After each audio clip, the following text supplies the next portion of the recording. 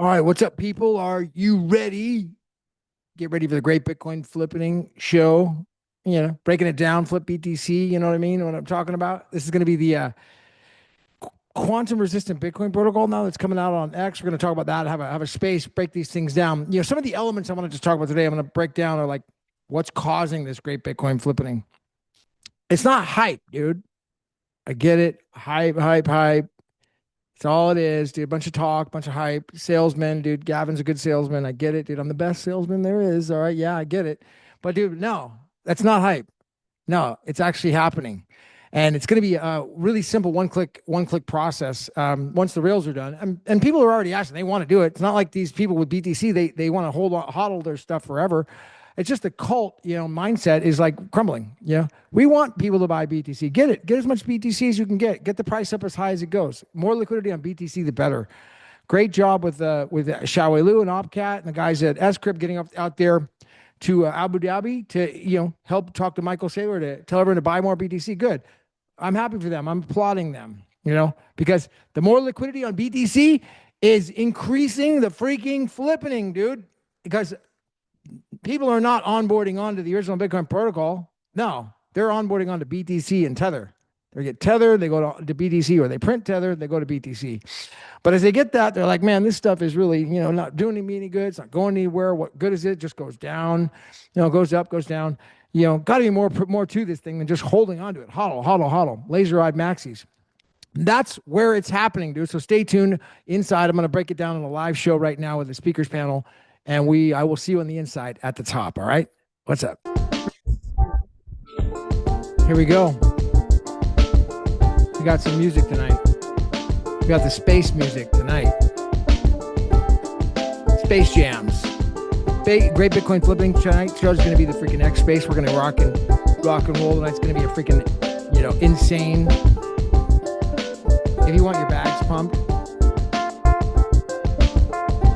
it's going to happen. Great Bitcoin flipping show round. I forgot how many, but it's happening. It's going on. It's going down tonight. It's happening. Tonight's going to be the quantum resistant encryption has come to become digital, equivalent of gay clubs, back rooms, etc. People about this is from Satoshi. I'm sure Tom Managa, excuse me.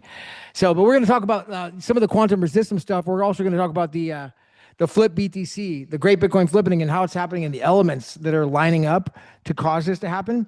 And I wish I could tell you that it was going to take a long, long time, maybe 20 years, but it's not. It's not going to take that long. I mean, it's just about momentum. And you know what? We happen to be the people crazy enough, insane enough, like pretty much just bold enough to be like, go ahead, sue me, Greg Maxwell. I really don't care. I mean, go ahead, dude. You want me to flip BTC and you don't like it? Too bad. It's just the market. It's called Bitcoin's an economic model. So as the momentum starts to pump and really build on this thing, it's gonna happen. Last time we had a show, credit to Jack Liu, he really came up with this brilliant idea with this, the whole Rails idea, where the biggest liquidity provider is BTC. And we want to befriend those guys at BTC like Scrypt. Scrypt is such a great friend to Michael Saylor now, and he's over there having a great meeting with him, and he got the laser eyes on. He's following his product plan perfectly. He's like, all right, infiltrate BTC, infiltrate, the laser eye, get the laser eyed maxis, get the whole hodl cult going. Hail to Greg Maxwell, yell fake Toshi to the crowd. Then get monies from all the degens, get the degens money, and then Scrypt contracts atomic swaps from BTC to BSV. Because I looked at the law stuff on this, and I did some analysis on this, and talked to Jermo about this, and Scrypt, Xiaowei, kind of back and forth, and we were, thinking like, dude, as long as we're not bringing in fiat, and I'm not bringing in a US Tether or something, or USDC, then I just can't see how KYC would even be required to do something, because we're just going from BTC to BSV, one click. It's, and it's as long as it's peer to peer and there's no middleman involved, then why would I need to do a KYC? I can't see any. I'm trying to be subjective here, but I just don't see how it would be required. And that's from a legal perspective. So I'm I'm open to being told I'm wrong and shown why, but I'm not seeing it yet. I'm not seeing that a KYC will be required for a peer-to-peer transaction because there's no customer involved. If somebody's not custodying the funds and saying, oh, give me your BTC, yeah, that's a customer. You probably want to do the KYC and all that, cover your ass for all that so you don't get in trouble. But when there's no customer, why? It's just the seller going to the buyer. How that's all going to work and all that, that's going to be up to Jeremo because I don't know if he's coming on or not. If you see him, I did invite him, but he's up in Hong Kong, so who knows what time if he's going to be getting up or when he does come in. We'll ask him what his thoughts are on how to actually do it, how to make it happen. So this is going to be the great Bitcoin flipping show. A couple of other updates. I've got like massive momentum here. Silicon Valley out here in Bay Area is just booming. People are learning about blockchain, and it's the same stuff. They all think they know about Bitcoin. They think they know about blockchain, but they don't really know anything. So it's and Elle, who's been out here in the Bay Area, she's been like meeting with all these freaking massive funds. I mean, family offices. And she's targeting them. This is not like, oh, I'm in a bar drunk and meeting somebody. This is like she's looking for people who she knows the fund she's going and knocking on the door, talking to these people, going to these events. These are like legitimate family offices, $500 million, billion-dollar funds that are like looking to they're looking for the next big thing. I mean, and if AI isn't the next big thing, maybe that was big a while back, and what's going to be next? I mean, dude, I can't think of anything bigger than what we're doing with the original Bitcoin protocol and flipping BTC because with a $2 trillion market cap and the things happening right now, the fastest thing that we can just absolutely explode. And I was talking to Raphael today about this, and I'm like, dude, how do we get the richest? How do we pump our bags now? Fastest, and everybody. It's like, well, we flip BTC, dude. We get the BTC volume, all the liquidity on BSV. Just flip that sucker. I mean, the price is going to go. Think about, dude. I was thinking. I think I left you a message today, Casey, about this, and I was thinking like the liquidity on BTC is so high, and the market and the suppression of the price is so screwed up because you've got the these exchanges that are printing they're doing the wash trading. That's already come out. Number of investigations on that. So the price is suppressed way down. It's all screwed up. But when the real demand happens, I mean, anybody on this call that listens to this recording, I leave a comment and here and make sure to post comments in the thread for Casey on the actual thing because we need to post comments and do the micropayments like Casey was talking about before because it helps with the algorithm. So post in your hand cash wallet in there. People can send you micropayments if nothing else, or post a comment. And one of the questions I have is, would you sell if you're holding BSV, would you sell to a BTC whale right now if you wanted to buy all your BSV for, let's say, I don't know, $20, $30? How about $40? How much will you sell it for? I mean, I don't know. Maybe you sell it for the market price and you trade it fast, but still, I don't think a lot of people would sell even at over market value right now. I just don't think they would because they're probably too scared they won't be able to get it again. It's just not that easy to acquire.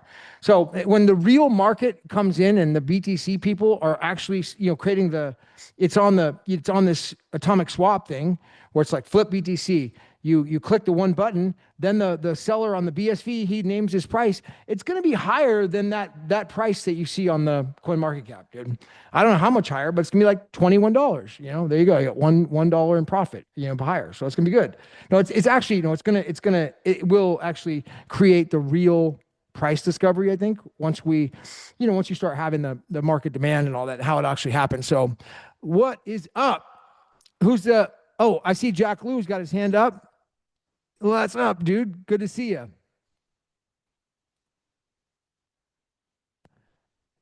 Casey Nicole. Good evening. Good evening. It's a great day. Yeah. Hey, what's up, Jack guys? Lou. Um, so the world doesn't work like whatever your soliloquy that you just said. That's not how the world works. So it's probably not going to happen like that. I'll tell you some issues with what you're saying. If you look at the best performing asset in 2025, it's actually silver, and the gold is like number two. And even BTC is like doing bad, but that's not a point to make fun of BTC because BSC is doing even worse. Basically, so far the empirical evidence looks like this. If you thought the world was going to stay the way it was, or even go backwards, but you just leveraged uh, whatever this Bitcoin thing that was invented as a way to roll it back to the old world, as in, okay, here's some Bitcoins, put it on some exchanges, put it on some bigger exchanges, put it onto an ETF, put it onto a public company, dump it all, buy gold and silver.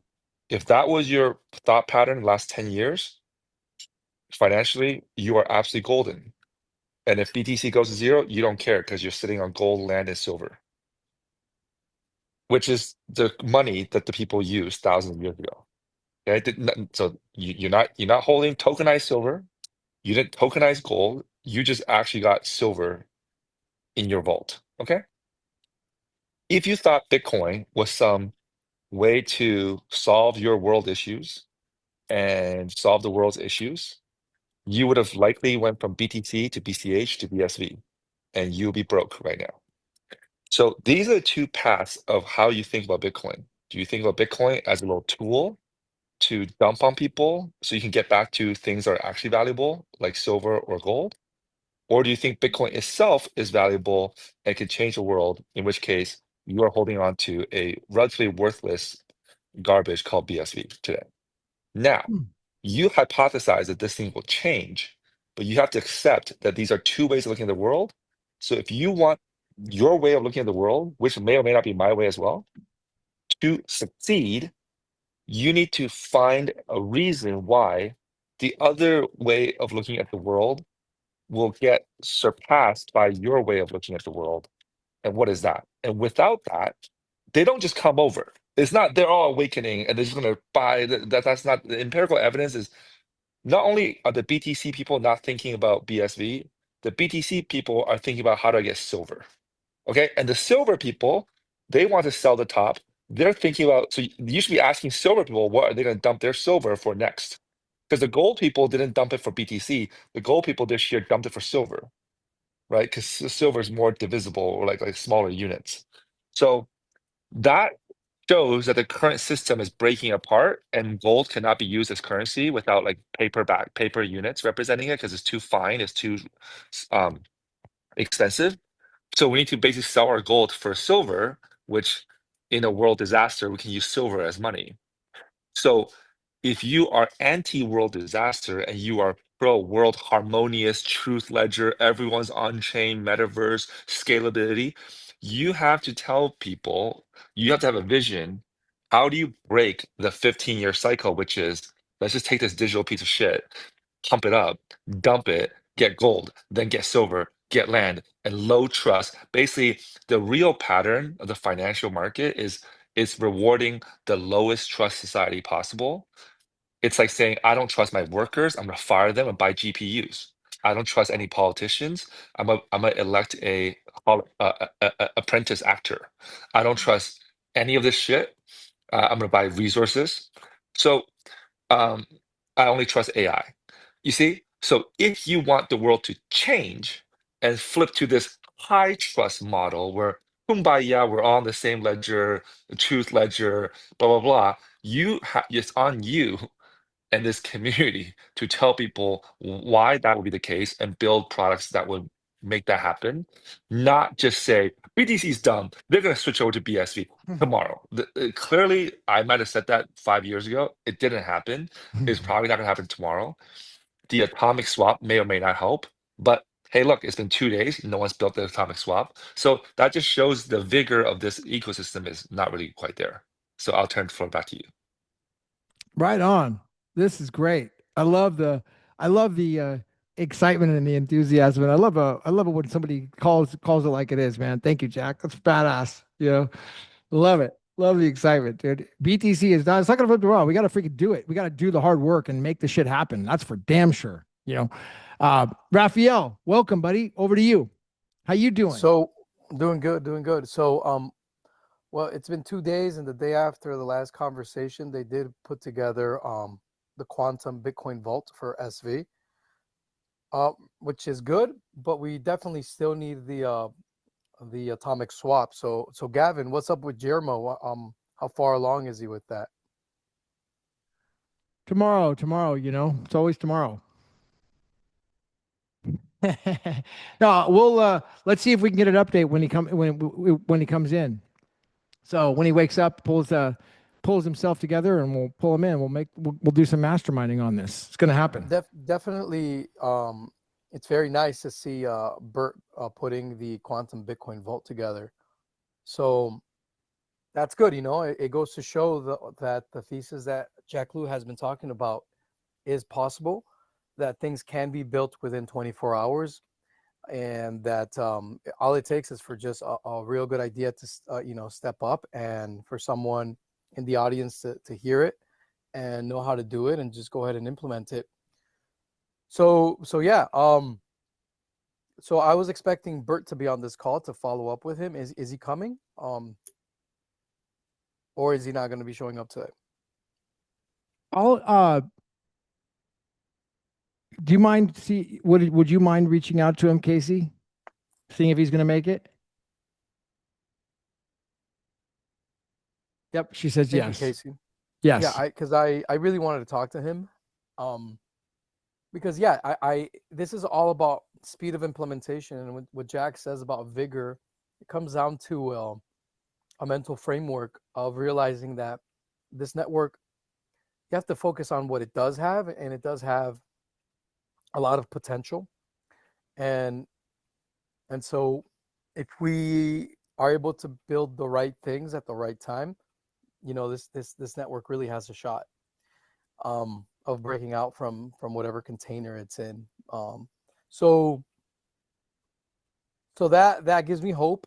And but definitely what Jack Lew said last time we spoke, I think is really a path to market that it seems like the most logical one and the best one. So if it's not Jeremy, then someone in the audience, please, if you could please put together an atomic swap between BTC and BSV, that'd be great. Make sure it's open source, and that hopefully you make a lot of money on it into the future. Yeah. So, okay, Jack Lew, go ahead, buddy. You got your hand up.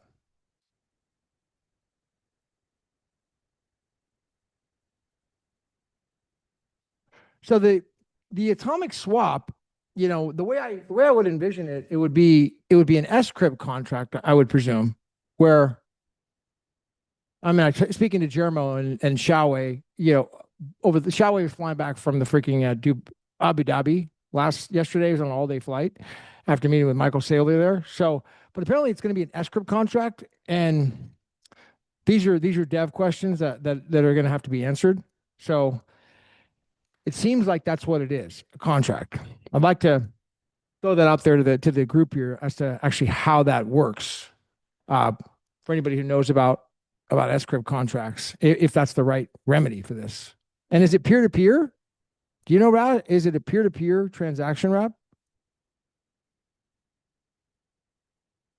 So I'm familiar with atomic swaps with Monero and BTC, and there is they're a little bit more tricky. So, and they're possible, and people are implementing them now. So I would say that to do them between BTC and BSV, they just have to be a lot easier. So the mechanics for the Monero BTC atomic swap are a little convoluted, because you kind of have to have the money in. You have to create a wallet for the receiver and a brand new wallet for the sender, and vice versa. And so that dynamic is a little confusing. I remember having to explain it once. But the atomic swap between BSV and BTC has to be a lot easier, man. So if they, like I said last time, if they were able to accomplish it for Monero, and it's kind of a popular thing now, I would assume that it's going to be a lot easier for BSV. Dude, I know that it's already working on BTC for sure. So that's how dot swap works, is on atomic swap. I'm sorry, they're doing obviously it's on BTC, but they're doing what, a S-crypt contract. When you log in, you go to your BTC wallet, and then it just swaps to whatever token on BTC. So the question is how does it build off chain? How do we do the swap off? Well, it's not. Is it actually off chain? I don't. These are questions that I asked Perplexity, Grok, kind of back and forth on it, and it's going to take a little bit of better understanding. So we need to have. If anybody is open, like any of these devs want to come up and talk and tell us and educate us and why we're right or wrong and how this works, dude, that'd be freaking awesome. Till Jeremo comes up, because I know that Jeremo's the right guy for sure. He knows how to do this inside and out. It's a freaking dude. It's a big idea, and it may not take a lot of time. That could actually create a lot of freaking massive, dude. This, I don't know. Jack doesn't seem too excited that it's not going to happen fast. I guess he's not excited about that, but dude, I think it's going to happen fast. I don't know, man. It's all about attention and your dopamine, right? And that's kind of like what builders have to realize is that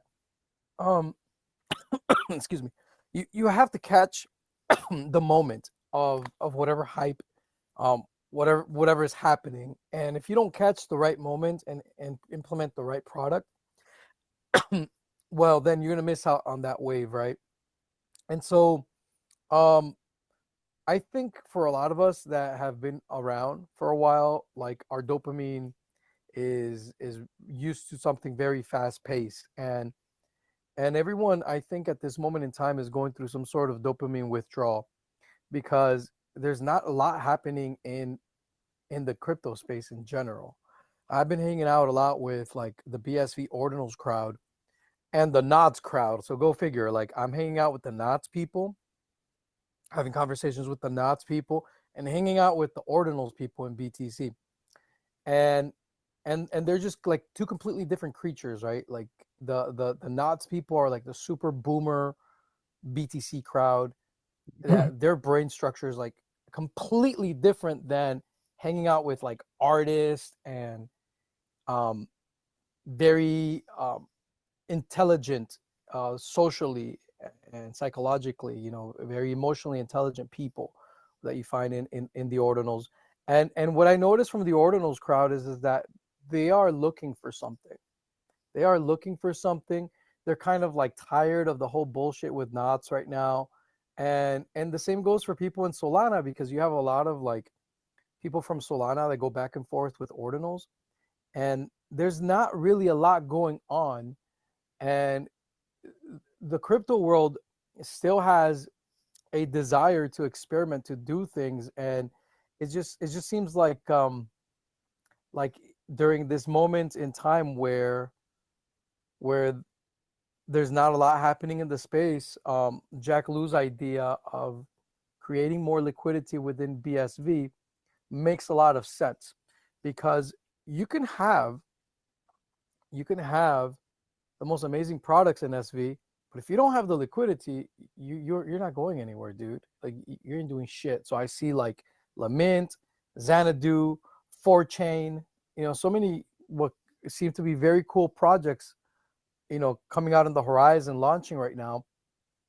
But then it's like, okay, where's the liquidity, right? And this is a home run, this atomic swap idea from Jack is something that could help the entire ecosystem, and it does help the entire ecosystem. We just need somebody to implement it. So yeah, it's you have to have like you have to have liquidity. Like, liquidity is extremely important, and it's kind of funny for me to a lot of the boomers, right? They were making fun of the fact that they got delisted from exchanges, and now they're like groveling at a judge, trying to fight their way back into an exchange. It's like, what the fuck is wrong with you, right? Like, you were calling them bucket shops 2 years ago, and right now you're trying to get your ass back into the exchanges.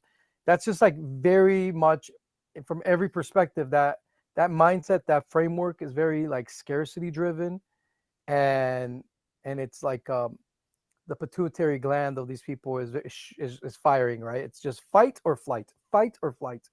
Whereas like, well, you can't think like that, with something like SV, you have to take it as it is with all the bullshit that has come with it, but you have to really embrace an abundant mindset and get that prefrontal cortex really going with abundant ideas. So if it's not Jeremo that does the first to market, then I see some of the Twitch guys are listening. When someone else has to like step up and do this atomic swap.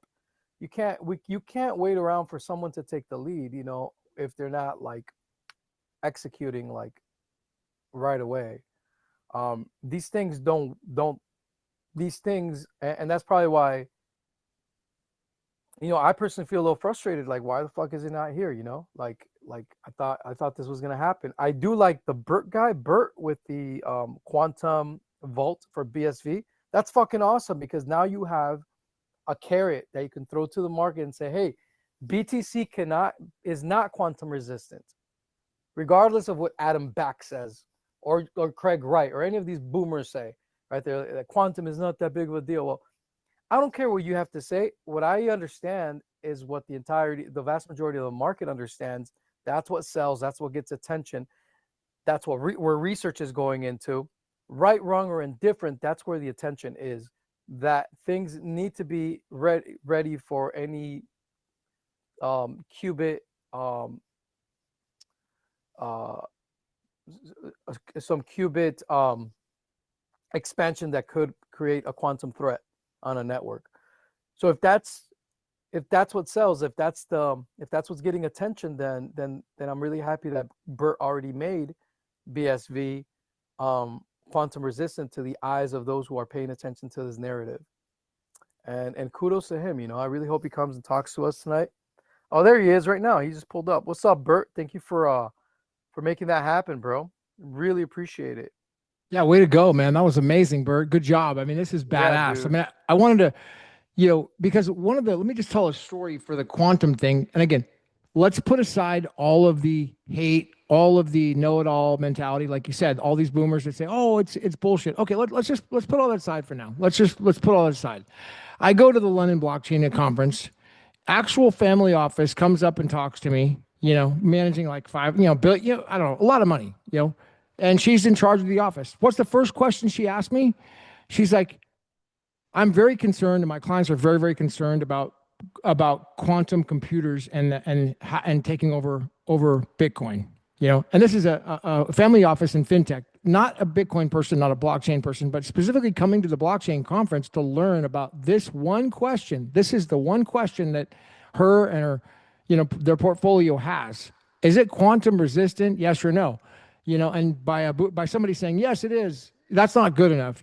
There needs to be, actual, like what Bert's doing. Bert's actually doing something about it. He did it. It's done. He did it. You know who else did it? Within that comes from the BSV community is Dean Little. He did it for Solana, and so now Solana has Lamport Vault as well, and so it's like, this is something that investors do care about. Yeah. If you talk to a gigabrain like Craig Wright, he has his opinions, but I know a lot of intelligent people that respect Craig Wright, and even they have to ask themselves, they're still in the gray zone, right? Like, well, I really want to understand Craig Wright's perspective better. Adam Back is actually very, very much in line with Craig Wright. He actually agrees with Craig Wright on the whole quantum thing. But like, regardless of whether this is a big deal or not, the market cares. The market cares. Yeah, the market cares. And if there's a cryptographic solution already that can seize the anxiety within the market, well, then that's something that needs to be pointed out. So what's up, Bert? I see you're on stage now, man. How you doing? Hey, Bert. Oh, phenomenal. Wonderfully well, guys. Yeah, I was a little late. I seen you guys got me hooked on quantum. I mean, Right on obviously. This is badass. I mean, this is so tell us, why don't you just start a little background here, Bert? I mean, obviously you take massive action. So was this something you've been working on for a long time and an idea, or was this a brand new thing? Tell us about, your story on this and yourself. No, I'm just a computer science guy. Like I guess I have an engineering mind, and this is something that I've been researching this. I'm heavy into AI. I'm heavy into the quantum computing. If you know, and these Bitcoin already had the solution. It wasn't something I did, right? This is something that's just been hanging out there. It's just uncovering it, right? The locking script is the key. It's the shores or whatever algorithm that is the culprit here. That's the thing that we're worried about. And the ECDSA, which is the elliptical curve signature, digital signature, that's the issue. So, this is a simple solution and an edge case. As you guys were talking the other night, I'd already developed this. Somebody had said something a while on, and I'd already kind of put this together. So it wasn't like I popped it out in 5 minutes because I'm just like a ridiculous coder like that. It was something that I kind of put together, and I just kind of, I do a lot of little projects, kind of scatterminded. But as soon as we were talking about it, like, let me just show you. And then it's an edge case. Like, this is something that works. I verified it myself, made sure. And it's something that you could adapt to the other parts of the idea. But bypassing the Shores algorithm, you're able to secure this Bitcoin. You're able to take it away from that vulnerability and kind of save it. So if you're going to do a big transaction, if you're talking big money, this is something that you could put it in. This would be a unique cold storage wallet, right? um it's just don't lose your secret, because if you lose the secret, you lose the coin. That's awesome, dude. Now, I see Dean Little is in the crowd right now. I'd love if he came up and asked him a couple questions about what he did in Solana. Oh, what's up, Dean? So in Solana, you did a Lamport vault, right, with Lamport signatures. That was pretty awesome, dude. Could you tell us real quick how that works, man?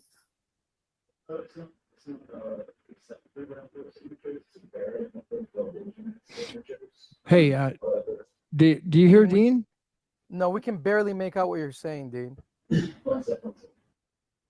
Thank you. Dean, what's up, buddy? Are we I think I met Dean in San Francisco. I don't think Dean was at the S-Script conference, but he was. He did do some real cool stuff on BSV. He did something called Rare Candy back in the day, which was a really cool platform for selling NFTs. Yo, is this better? That's way better, Dean. Perfect. Sorry about that. Yeah. So is your work based at all? Did you borrow anything from what S-Script did regarding Lamport signatures? Can you please explain what you're doing in Solana? So like what I did there was what's called Winternitz signatures, which are a variant of Lamport signatures, but they're kind of like how to put it? Like Lamport signatures are like really, really, really large. Whereas Winternitz signatures are, just barely small enough that you can compute them in like a smart contract chain like Solana. I actually also released the script for like BCH, BTC, BSV at the same time. So yeah, there's like a script to do. I released it in like January of this year. I don't know can I like add it to the chat or something? Yeah, could you please tweet it and we'll add it to the chat? I'll read it myself. I'll just like DM you. I'll just DM you. Yeah. Or send it to or maybe Casey can do it as well if you know how to. Casey's really good. She's doing thumbs up. She knows how to do that, adding it to the thread. Yeah. So I heard Dean's name a million times, and I don't know if we talked before. Dean, I can't remember. Do we know each other? Did we meet in San Francisco? No. No, I haven't been around for like, I don't know, 2-3 years probably at this point, maybe longer. Yeah. Okay. I hear your name so many times, many times. From a lot of people, a lot of good things about it. I don't know anything about you. So other than I just hear good things, but what's your story? I was a Bitcoin developer since like 2017, and I've been building on Solana for the past 3 years. Yeah.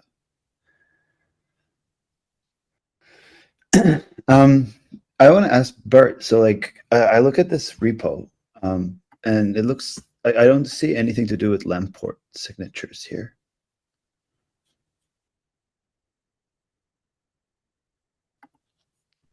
Is Bert? that? Yeah. You're talking about you're talking about the vault thing that I Yeah, the created here. quantum That's vault. just Yeah. it's a locking. Yeah, it's just a Oh, locking script. right. Okay. So it's like okay, because the problem with this kind of script, right, is like as soon as as soon as you like release the pre-image, anyone, like any miner, dishonest miner, could reorg it in the mempool. Any user could also like steal the pre-image and maybe beat you. So like, if, for example, like if you're not running your own node and you're using a broadcast service, like they can lift the pre-image from your script and like beat you to it. So that's one thing to consider. It is a one-time use, right? Like that's Yeah, this. but right, but like without like strict enforcement of like what's the term you guys use? First scene rule, the first scene rule. Yeah, like without that, like if like, let's say you put like $1 million in there, like that would be sufficient for like, you know, some trivial amount of hash power from another chain to be like, oh, I'll just come and like reorg that, and you know, the protocol would accept it. So like the problem with like the pre-image thing is like it has to be a pre-image like over something, right? Like so that's where like if you did use like a Winternitz signature scheme, what you can do is you can wrap the sig verify with like a null, what's the term, like you can have like like the public key of like the private key of 1 or something, like sign the transaction, because you're not relying upon private key security. And then because it's a known private key, you can have like a known transaction pre-image. And yeah, like I don't know if someone managed to share that. Kind of like a dead man switch. I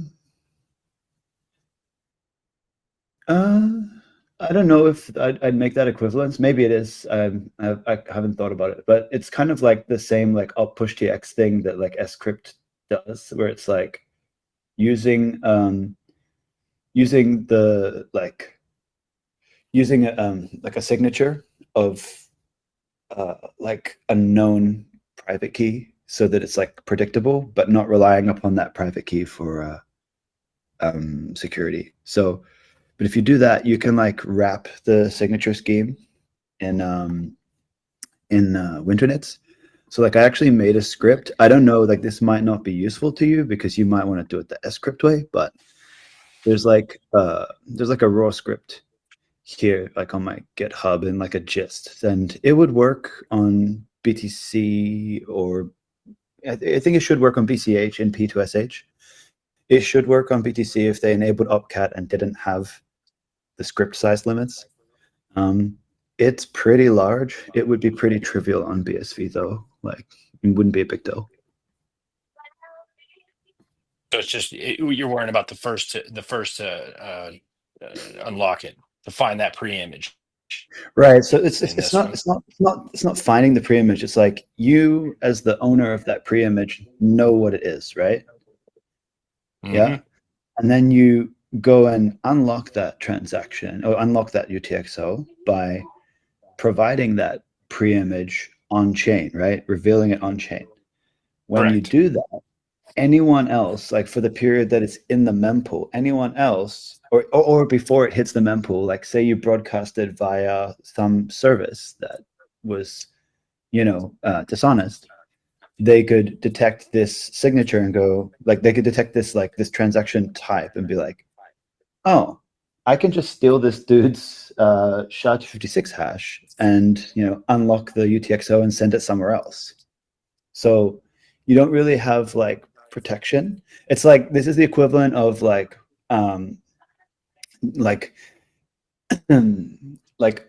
up one up equal as a script, because you're revealing like up one as the like unlocking script. It will match, and then you can spend it anywhere, right? So like when you're revealing a hash pre-image on chain, it's actually the same like level of security, because once you've revealed it, anybody could lift that and reuse it like to compete with your existing transaction. So and when it comes to first seen rule, like miners only really like have the ability to enforce it for themselves. They can't enforce it for other people, and they don't. So like if one miner said, oh, this spent here, and the other one said it spent there, there's no way for them to like know who is lying.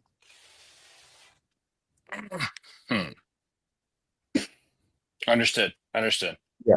But you can get like, so the cool thing is your locking script can still be like this tiny little hash thing, so long as you use a Winternitz signature, because a Winternitz signature is a hash-based signature that doesn't rely upon elliptic curves, and it's like a more efficient variant of the Lamport signature, in that I think the Lamport signature is like 16 kilobytes, and a Winternitz signature is about 1,024.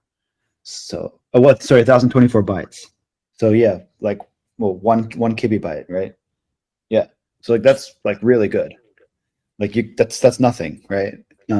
So because it's a hash-based signature scheme, one really cool thing is that you can Merkleize the signature down to a single hash, and then you can hash that again, and there you get your hash puzzle. There you go. And, okay. Makes sense. Right. That makes sense. I didn't even think about, I believe in running my own node, and I didn't even think about that backside of it. Right. Yeah. That was the whole reason why like P2SH was originally disabled on BSV, because if anyone had made a P2SH on BTC or I think, or BCH, like before the forks, and they just enabled all script to go back to normal, then any P2SH that is revealed on another chain, they could just literally like reveal that hash and like spend the money on BSV, because it doesn't have a special like P2SH script processing stack. Yeah. So you would have to use adequate fees in this particular lock just to beat that raise condition. Well, yeah. It's not even necessarily fees, right? Like if you locked $1 million behind this UTXO, like as a miner, with like 0.001% hash rate of BTC, I'd be like, you know what? I'd mine that block. Sure. Why not? Yeah. Right. Yeah, exactly. Yeah. So yeah, let's see that gift and try to wrap it. That'd be the solution, right? Protect it as it goes. Yeah. I just DM'd you the gist. This should work. You might have to like swap it out. You know what I mean? Like swap out the keys or whatever. But yeah, you should look into Winternitz signatures. Are you there? Now, let me get, and thank you for one. Let me just start Yeah, there. you're good. It's You're good. phenomenal. So are you 21E8? Is that correct? 21E8 miner?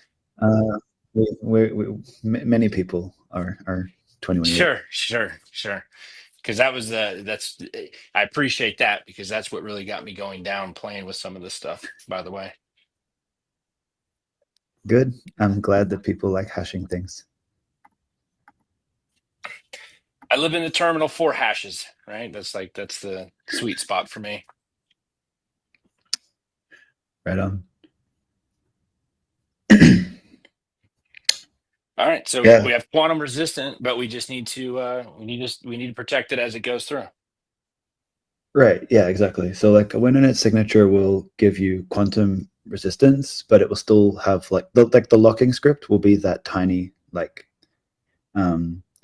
SHA-256 32 bytes up equal. That can remain the same. It's just like the input that creates that hash. You need to have some kind of cryptographic protection. And a Winternitz signature is the way you can do that. I think this script is like I mean, I don't know, maybe it could be better, but I think it's pretty damn good.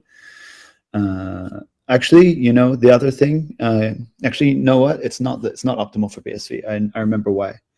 Because this uses opcat, whereas BSV has got also like opsplit. So it would be possible for you to make a more efficient. I think you can make a more efficient version of this using opsplit, but this uses opcat only, which results in a bit of like duplication of the data. But yeah, I think like this would be pretty trivial to implement, though. I'll play with it for sure.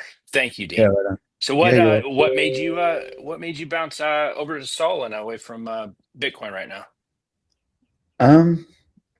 Well, if you look at like all the blockchains that exist, like Solana is actually doing the most like actual financial transactions, like the most volume. Like it's kind of all the things that like big blocks, should be doing.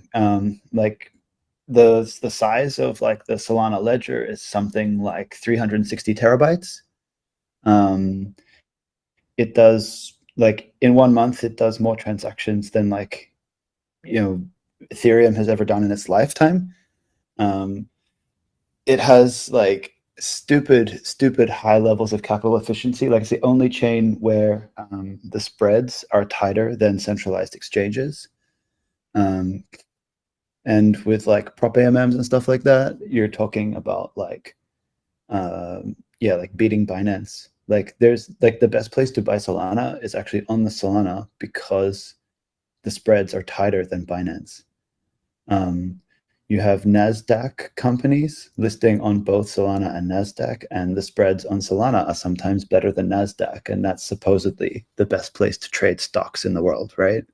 So it's kind of really, really, really aggressively pursuing that goal, right? It's like we like UTXOs because UTXOs can scale because they're parallelizable, right?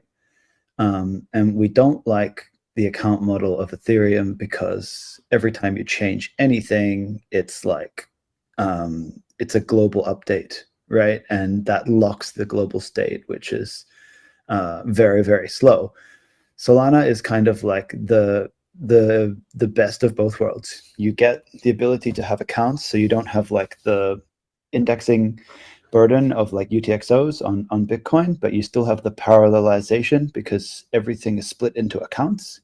So you can do all the like Ethereum things, you can do all the Bitcoin things. And whenever there is contention over state, there is a localized increase in fees to handle that problem as opposed to a global one. So you don't end up with ridiculous transaction fees. So yeah, I tried it out. It's very good. And it like a lot of things improved for me since crossing over there. So then what could BSV do to bring it up to pace? So like the only thing I would say that BSV is like uniquely better than every other blockchain for is like file storage. In the sense of like addressable file storage. It's just really good at that. No other chains like allow you such a large like data capacity. And it's kind of like better than something like even like Filecoin or whatever, right? Like, because you have like these cryptographic proofs, right? You got like the Merkle proofs and everything. It's all verifiable. Bitcoin block headers are pretty easy to verify on other chains as well.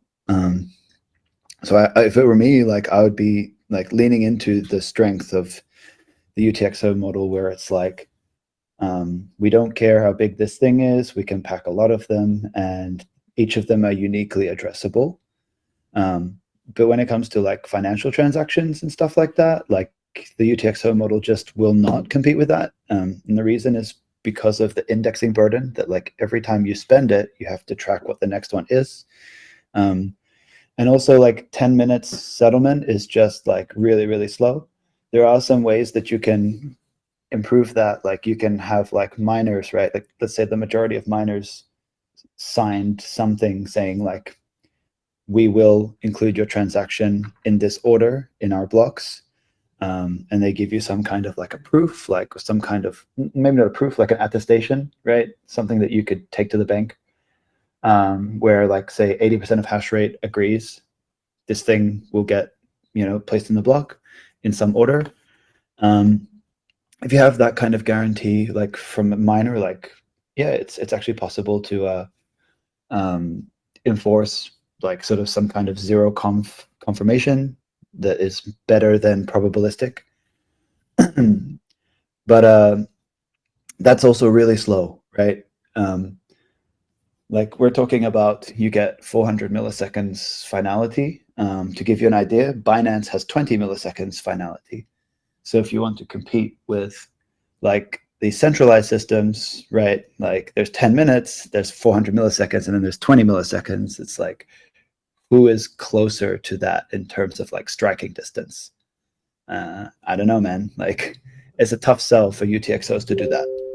So Dean, from what I understand, is that the problem that we've had with having a necessity to index the blockchain on BSV is because a lot of that came forth from like just having bad habits that were inherited from like a small blocker mindset. And above on the nest, I posted 2 like newer big blocker token protocols. I would love to get your feedback on these 2 that don't require indexing.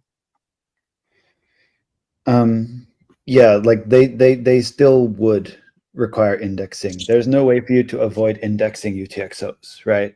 Like It's the bloat, right? It's the index bloat that we deal with.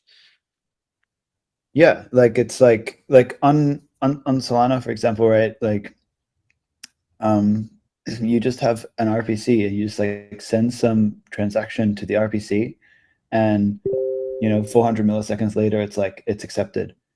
On BSV it would be more like you send a transaction, it gets buried in a very, very large pile of transactions that accumulate for 10 minutes, right? You could get like, I know millions, billions of transactions maybe, potentially, right? And you have to keep track every 10 minutes of this random massive spam of events saying, oh yeah, it got accepted, right? And if you want to do like Merkle proofs for all of that as well, like that is huge. It's just like, it's an insane amount of data. And you're basically pushing this towards like a 10-minute boundary, and just having to keep all of that open instead of like having faster settlement is like, yeah, kind of not super great. And have you looked at all? Have you looked at this Terra node implementation that it finally rolled Yeah, out? it's just yeah, I mean, it's just like Merkle trees in Merkle trees, right? Like, yeah, like that's a thing you could do. The problem you'll come up against is unless like people pack transactions, like unless you have like a single like okay, if you have like application controlled broadcast, like maybe that could work, but the downside is like of the UTXO model is like in 10 minutes I could make 5 transactions in 5 places. My wallet, like if I showed a private key, like the wallet state is like not maintained by one wallet, like yeah, you're screwed because you could have tried to spend it in multiple places, and because we're just sharing like Merkle trees, we're not actually like understanding like what happened. Yeah, it's kind of like yeah, if you send Merkle trees, like a Merkle tree can represent 2 to the power of n transactions. Like of course you can do that, and it's zero overhead on the protocol in terms of mining, right? But it's like the verification of all those things, and especially like verifying that a UTXO is not already spent, verifying that like a Merkle tree from some other miner doesn't contain a transaction where that UTXO is already spent. That's really difficult. Like that's a lot of conflicts that you got to solve, right? And so like if you have shorter block times, like you reduce the size of that set, so it's not like it's not like this thing that continuously like quadratically gets worse every every second that people are like broadcasting transactions.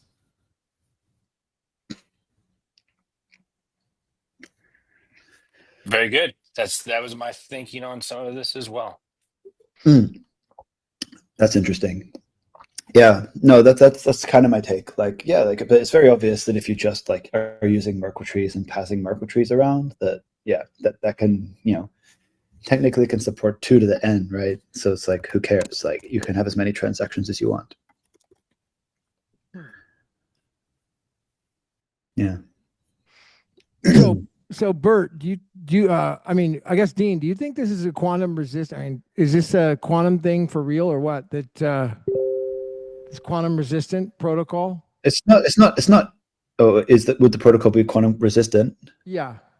Well, If you use Bert had built, or maybe like, what is your thought? What are your thoughts on it? Nah, like technically hashes are, you know, quantum resistant to some extent. Like, but like quantum computers are only quadratically better at hashing than classical computers, right? Meaning like if something is like a 256 bit strength algorithm, they get 128 bits of security against quantum computers. But quantum computers are still like would still have to brute force that hash. And the cost of brute forcing like even something like SHA-256 on a quantum computer versus a classical computer is like orders of magnitude higher just because quantum computers are really expensive.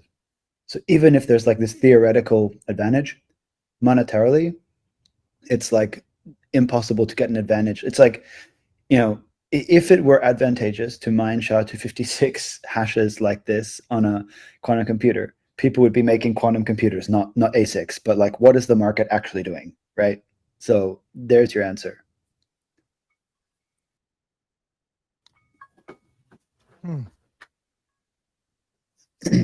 So, but yeah, one thing I'll say is like, yeah. Sorry, you go. No, I'm listening. Go ahead. Yeah, continue. Sorry, I interrupted. I was just gonna say like, one thing that is true though is that if everyone migrated their funds to Winternitz signatures, that the existing Bitcoin protocol would be able to support like quantum resistant signatures schemes on chain today, and that the mining stuff, like as long as miners also like mined their coins to like a quantum resistant address, like I don't think there's any real part of the protocol that would fall apart in the case of a quantum computing attack. Like people have to migrate their funds, but once that's done, the only thing that's vulnerable is anyone who didn't migrate. So Dean, I want to ask you about smart contracts and atomic swaps. Is that something you have knowledge about? Yeah, of course. Yeah. Okay.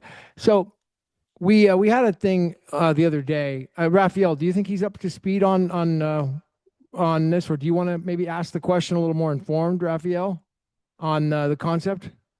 Yeah, please. Oh, Go ahead. yeah. How feasible is it to do an atomic swap between BSV and BTC?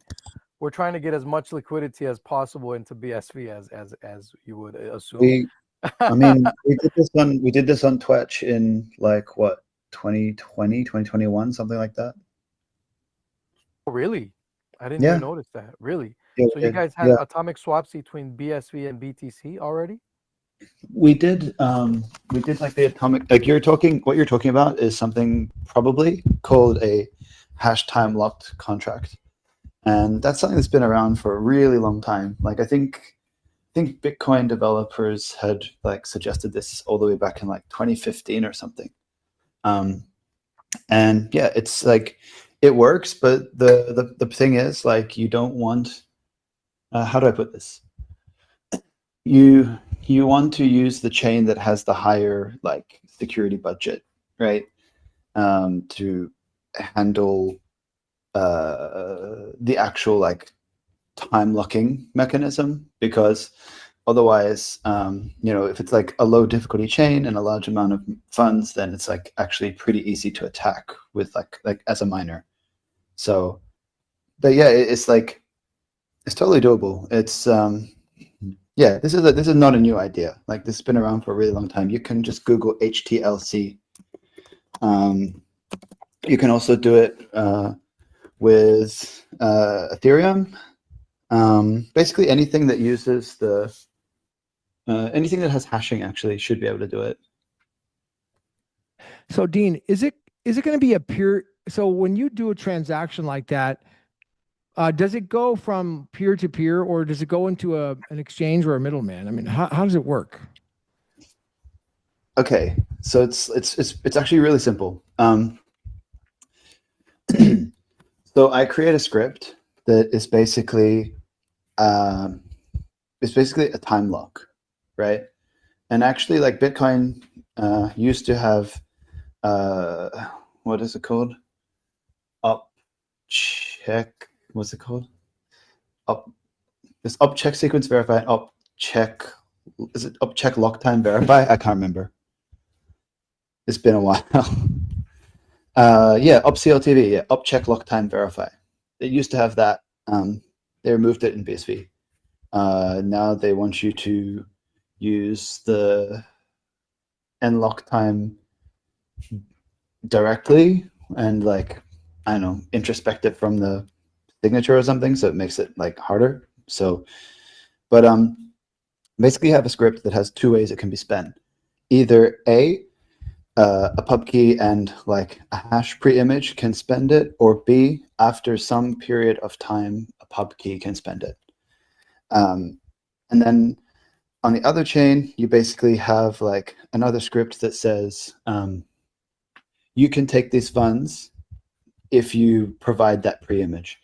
So in the other chain, they provide the pre-image, the thing gets hashed, right? And then you take the pre-image that they provided on the other chain, and then you feed it into the chain where you're trying to take the time-locked funds, and yeah, you can claim them.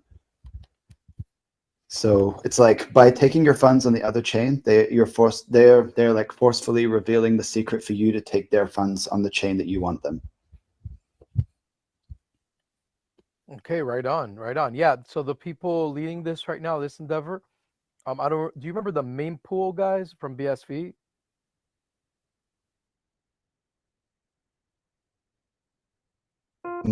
Yeah, I know Jeremy Lin, Lin Junling. Yeah, so it's them. Yeah, they're the ones doing the working on the atomic swap right now for us. Yeah, I mean, it's fine. Like, it totally works. It's not a new idea. You can go to, like, dude, like, if you just Google HTLC, you'll find it. Like, I don't know where this was. I'm really happy you said that, because now I feel a lot more confident that the right guys are doing this, because they're very familiar with working within the BTC ecosystem already.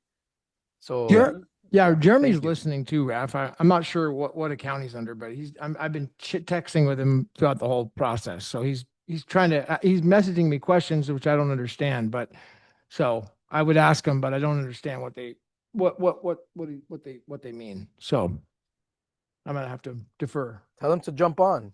Yeah, if you can come up, Jeremy, and request, it would be great to hear directly from you. So Dean, let me let you in what we're actually scheming here. Okay, what we're scheming here is a Jack Lou play. Okay, so Jack Lou came to us and he's like, guys, I think that what could be very beneficial to BSV is that you guys get more liquidity, and the best way to go about that, given all the circumstances right now, is to create these atomic swaps between BSV and BTC.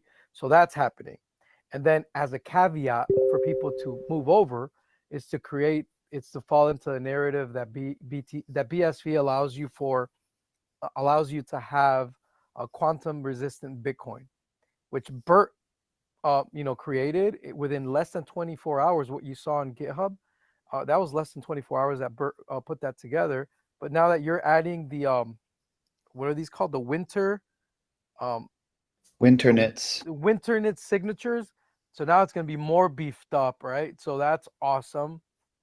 And so we're kind of that's where we're at, Dean. If you're kind of if you had any questions as to what we were up to, that's kind of like what the game plan is here. It's bringing in more liquidity into BSV, in a way that is peer-to-peer, where we don't have to wait for any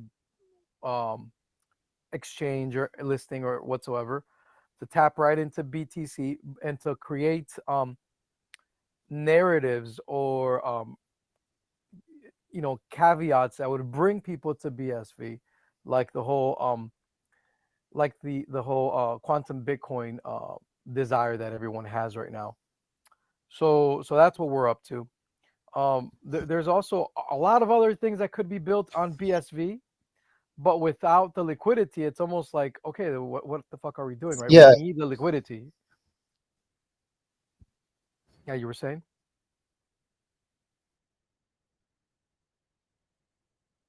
I had a question too. When you're next, go ahead, Dean. You're on mute though. You okay?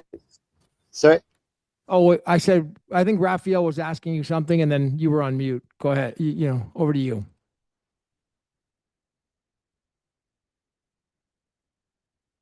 Here's my question next, but yeah, go ahead, Dean. If you're Raphael, did you want to ask him again? It sounds like he fell out. Sorry, I think my internet is screwed up.